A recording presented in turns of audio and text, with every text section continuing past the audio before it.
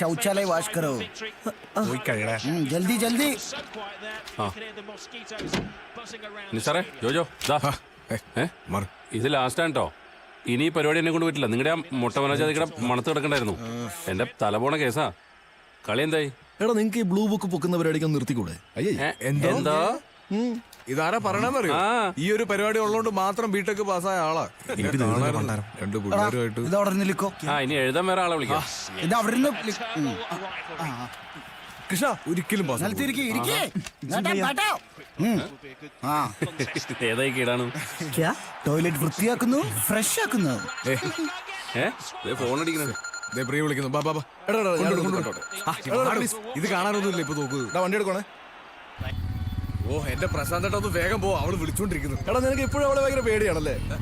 എന്തോ എടോ തന്റെ ഭാര്യ നാട്ടിലിരുന്ന് ഉള്ളി എറിയുമ്പോ താൻ ഇവിടെ ഇരുന്ന് കരാറില്ല. അതെ ഫോൺ എടുക്ക്. ഞാൻ എത്താറായി. ഒരു ലെഫ്റ്റ് ഒരു റൈറ്റ്. എന്റെ മുത്ത് എന്ത് പറഞ്ഞാലും ഞാൻ ചെയ്യില്ല. എന്തിനാ നാണിക്കുന്നേ?